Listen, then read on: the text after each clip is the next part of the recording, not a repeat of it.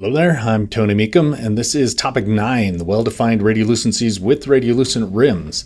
I like to call these target lesions because of those radiolucent rims around it, and what identifies these from the previous lecture was those were dense lesions without any radiolucent rims. And so pay attention to the radiolucent rim. When you see that, look at this differential. Oh, quick Calvin and Hobbes for you here. This is what I feel like as a radiologist, so it kind of sums up radiology private practice for you. So once again, get your study guide out, look at the differential diagnosis chart, and you'll notice a box in there for the CO5 lesions. I used to call these the coo lesions, which if you're like me and you live somewhere where there's a lot of pigeons, you can understand why that might go along with your target lesions. And so look in that CO5 box. Good time to point out that cementoosseous dysplasia, sometimes you'll see it called COD, sometimes OD, that's the same thing. Well, we used to call it cementoosseous dysplasia, but they removed that because they figured it doesn't really have to do with cementum of teeth. And we've also covered cementoblastoma. So actually for this lecture, we're just going to cover these other 4 O-lesions, which some of them we've already talked about too. First one is Odontoma, and that one is considered the most common odontogenic tumor. And if you're a keen listener, you might realize, well, he said that about ameloblastoma as well. Well, odontoma, and it depends on the book that you read. Some talk about odontoma as the most common benign tumor, but technically it's not a benign tumor, it's a hamartoma.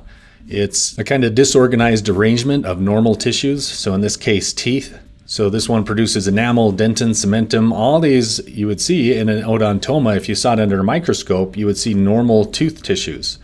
And there are 2 distinct types of odontoma. There's the complex, which is a nondescript mass of dental tissues, and the compound, where it really looks like small individual teeth like you see here.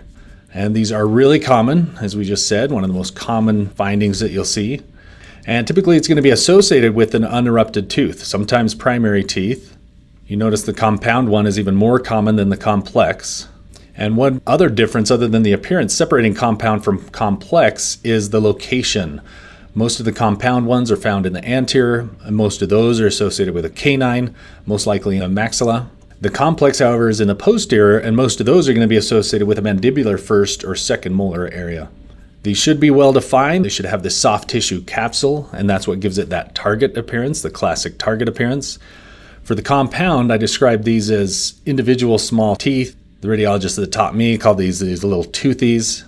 Complex, though, is a more of an irregular mass, radiopacity, roughly similar to that of tooth structure.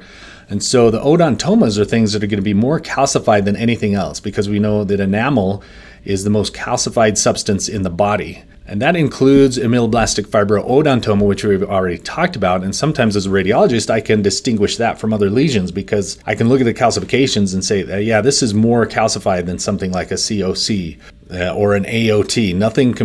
Nothing produces enamel like an odontoma does.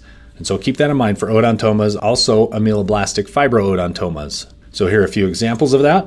Which ones are we looking at here, complex or compound? Hopefully these ones in the posterior you can really appreciate, just an amorphous mass, but it's very dense calcifications. And all of these are associated with an impacted tooth. Other than this one right here, is this one complex or compound? Well, the location might make you think compound, but does it look like small little tooth-like structures or more an amorphous mass? And yeah, the appearance of this is more consistent with a complex odontoma, even though it didn't read the book, and it's appearing in the anterior in this case. But these are all complex odontomas. And now on this slide, do these look more like small individual teeth structures? Yeah.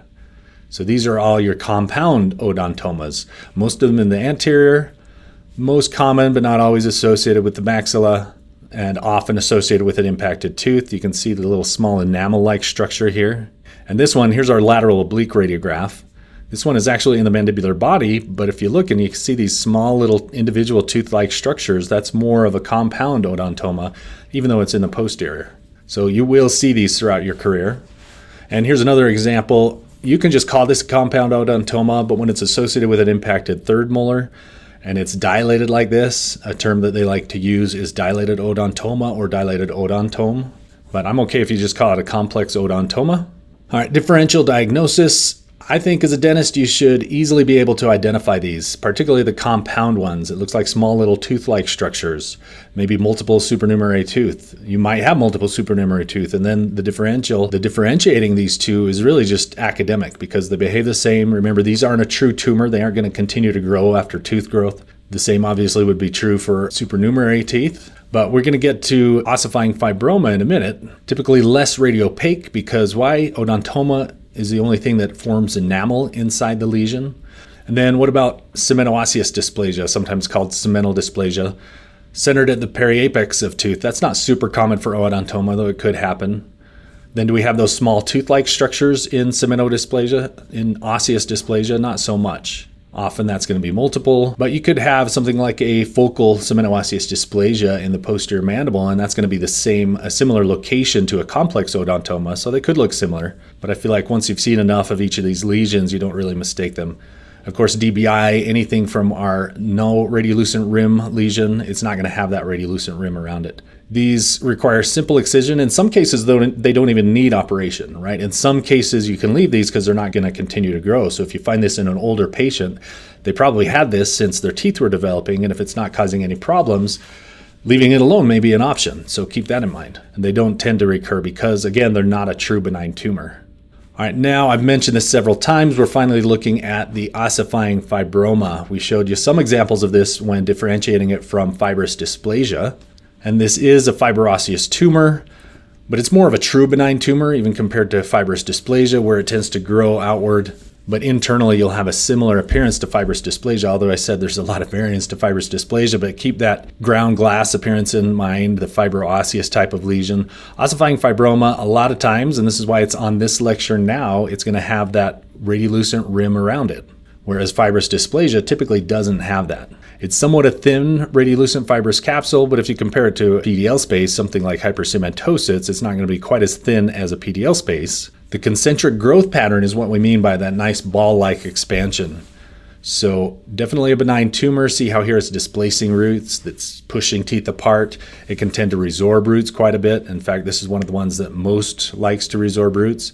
Maybe second to an amylblastoma. Here's that same panoramic radiograph blown up here. And here we can see some CBCTs showing here in an axial slice, that nice round appearance. Radiolucent, or in the case of 3D imaging, a hypodense rim around it. This looks like a coronal slice. You can see how they could probably appreciate some swelling externally here. But that nice internal ground glass appearance surrounded by a radiolucent rim. It is well defined. We didn't talk about that, but hopefully you can appreciate it tends to have very starkly well-defined margins. And then this shows some variation, where at first glance, maybe some of these don't really look like your ossifying fibroma, but just showing that there is variation to how it looks. This one almost looks malignant, or with that wispy trabeculation, looks like a central giant cell granuloma. And then this one up here looks more like fibrous dysplasia, where it has that ground glass or almost a fingerprint appearance like we showed with fibrous dysplasia. This looks really similar to a fibrous dysplasia, that kind of, maybe in this case, not so much granular. It's starting to get that cotton wool appearance, but that's still a fibroosseous type appearance that you're going to see. But it has that nice round expansion as well. And so that's what differentiates it from fibrous dysplasia. It also looks like it's pushing the teeth around, which fibrous dysplasia doesn't tend to do. And so everything about this is ossifying fibroma over fibrous dysplasia. And then this one may be a little strange. If you just look at the radiopaque component, it kind of looks like a dense bone island, idiopathic osteosclerosis. But there is a lucent component, so a lucent rim around it. So maybe that would flag you that this is one of these coup lesions. And there is separation of the teeth, which tells you, okay, more likely a benign tumor. I have seen osteosarcoma. Some of the sarcomas can do that. But in this case, well-defined borders, nice homogeneous internal opacity. And here's some more CTs. What stands out about these? Now you can really appreciate the expansion pattern. This arrow indicates that corticated border. So in most cases, that's not going to be fibrous dysplasia. If you look at these, and it looks like a really well-defined, definitely more benign tumor type of lesion with this internal hyperdensity, kind of this mixed flocculent appearance. But there is that external hypodensity that is classic for ossifying fibroma. This is really similar to that one, just on the other side. We're looking at coronal views here, if you didn't pick that up. So you've got some of the orbits up here, nasal cavity in between the sinuses. And both these lesions are extensively moving into the sinus, in this case, really extending the border of the sinus medially. But everything about this is behaving like benign, and I'm focused mainly on those well-defined corticated borders. But ossifying fibroma can be really expansile, like you're seeing here. And so we talked about differentiating from fibrous dysplasia. It might be somewhat difficult if the border of ossifying fibroma isn't definitively well-defined, but in most cases it is. In most cases of fibrous dysplasia, we said it's ill-defined, but then in some cases it's not. So obviously there's going to be some gray area there where you're not sure whether it's one or the other. And I would say, look at the expansion pattern. Ossifying fibroma expanding concentrically, that nice ball-shaped expansion, whereas fibrous dysplasia more follows the shape of bone and doesn't expand outward quite as much. Although fibrous dysplasia, we've shown you, it can fill the sinus as well. It just does it in a little bit different pattern, not quite as round. Osteoblastoma, well, we're going to get to that next, so let's see. Oh, here was a case report from India showing an ossifying fibroma, showing how aggressively these can expand. They continue to just grow and grow and grow. If you see something large like this, really there's two things that I think, ossifying fibroma or ameloblastoma. And in this case, it's more round, but obviously we're not going to be able to tell unless we look at the imaging, do the biopsy. All right, which is which here? Can you figure these out? How about image A at the top, that panoramic radiograph? It looks kind of cotton wool in appearance, a little bit expansile, but is it nice and round expansile like a ball, like ossifying fibroma, or more following the shape of bone, like a fibrous dysplasia? So A up here, that's their fibrous dysplasia. Not quite that nice ground glass ill-defined appearance that you would expect to see with fibrous dysplasia. All right, what about these two? If I told you one is fibrous dysplasia, one is ossifying fibroma, hopefully you can appreciate that ball-like expansion. Both of them have what I would call a fibro-osseous appearance internal. You might describe this as more flocculent.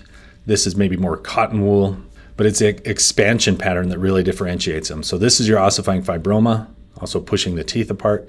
And this is your fibrous dysplasia. It doesn't have that ball-like expansion. It's more just kind of gradually expanding the bone outward while maintaining the shape of the bone.